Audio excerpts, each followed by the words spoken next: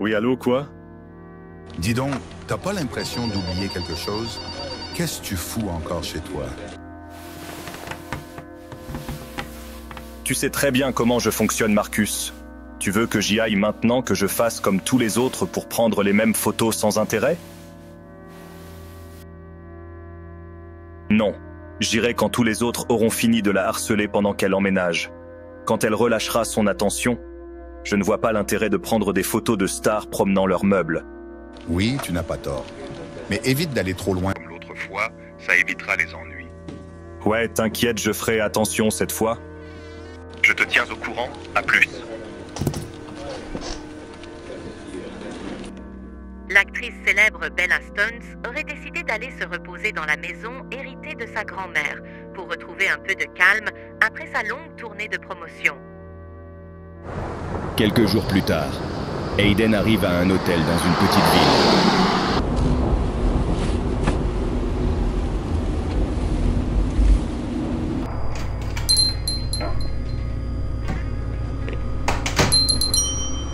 Bonjour, j'ai réservé une chambre chez vous. Ah oui, tenez la 14. C'est bizarre. Je pensais que la ville serait plus animée. À cause de la célébrité qui est arrivée il y a quelques jours, vous voulez dire. Ça l'a été, et puis ça s'est calmé. Finalement, pas si intéressante que ça. Oui, et rien d'exceptionnel. Qu'est-ce qu'il y a d'incroyable à voir quelqu'un vivre normalement? Célèbre ou non? Vous n'avez pas tort. Merci pour les clés. Aiden, dans sa chambre, regarda le journal de la région pour voir les derniers événements locaux. Un peu plus tard, il se rendit à proximité de la maison de la jeune actrice. Il chercha un endroit dissimulé entre les arbres, donnant une bonne vue sur la grande maison de Bella. Observant, rien de particulier ne se passait, jusqu'au moment où il remarqua une personne passer à l'une des fenêtres du 3e étage de la maison. Ayant l'impression de voir de plus en plus de mouvements dans la maison, Aiden observa plus attentivement, quand une silhouette apparut à l'une des fenêtres du 3e étage. Voyant que la jeune actrice était au rez-de-chaussée avec un ami, il se demanda qui cela pouvait être. Intrigué, Aiden voulut prendre une photo. Il appuya sur le déclencheur, le flash éclaira les arbres. S'apercevant de son erreur, il regarda dans l'objectif de son appareil photo, ayant peur d'être repéré. L'actrice et son ami semblaient ne rien avoir remarqué. Mais en orientant son appareil vers le 3e étage, une femme habillée tout de noir le regardait. Paniqué, il dégringola le talus de terre où il se trouvait et s'en alla pour ne pas être vu. Il se précipita à sa voiture pour partir avant que quelqu'un n'arrive. Le soir, alors qu'il regardait les photos prises, en voyant sur l'une d'entre elles la présence de la femme en noir au 3e étage, il se demandait qui cela pouvait être. Personne, ni de photo n'avait fait mention de quelqu'un d'autre hormis l'ami de l'actrice depuis son arrivée dans cette maison. Allant se restaurer au bar d'à côté, il échangea avec le patron. C'est marrant, depuis mon arrivée dans cette ville, je n'ai pas l'impression que ça a ému plus que ça les gens qu'une célébrité vienne y habiter. Pas vraiment, non. Hormis avoir fait parler aux infos et fait venir pas mal de journalistes, ça n'a pas changé grand-chose. J'imagine que les gens ici ont d'autres choses à faire que penser à une célébrité ayant hérité d'une maison.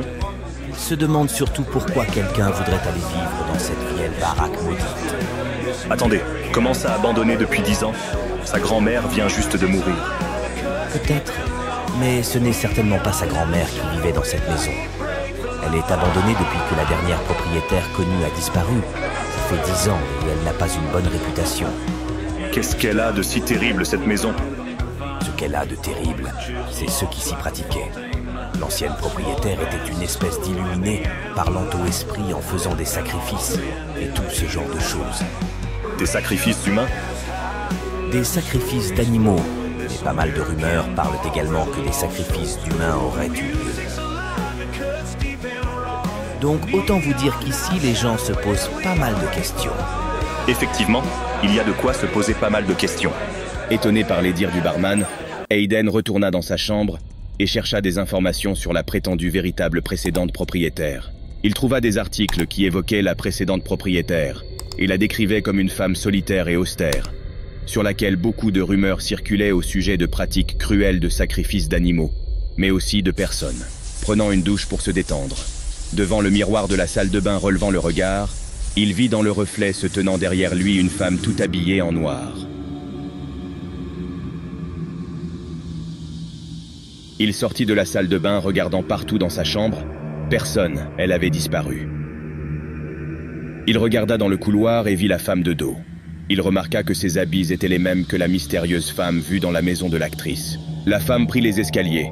Il la poursuivit, mais arrivée à ces derniers, elle semblait avoir disparu.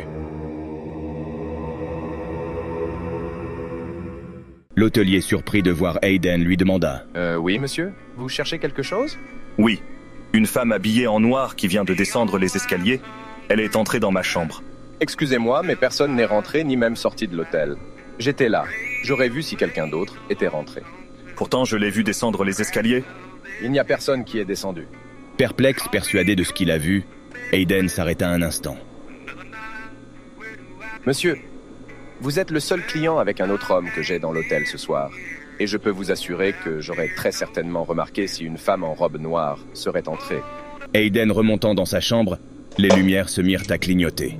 En se retournant vers l'hôtelier, il vit face à lui se tenant devant l'accueil la femme. Voulant l'interpeller, elle avait disparu.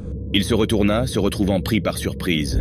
Face à elle avec une telle proximité, il eut un mouvement de recul et tomba en arrière. Se relevant, elle avait à nouveau disparu et tout avait changé. Les lieux étaient délabrés et moisis. Hayden remonta à l'étage.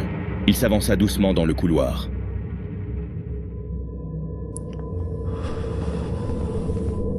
Une porte de chambre se mit à vibrer par les coups qui lui étaient donnés de l'intérieur. Il saisit la poignée et ouvrit la porte. Entrant dans la chambre, observant aux quatre coins de la pièce, rien ne semblait transparaître. Alors qu'il regardait, il sentit quelque chose passer derrière lui. Il retourna dans le couloir, regardant nerveusement des deux côtés. La porte de la chambre claqua. Apeuré, il décida d'aller chercher ses affaires.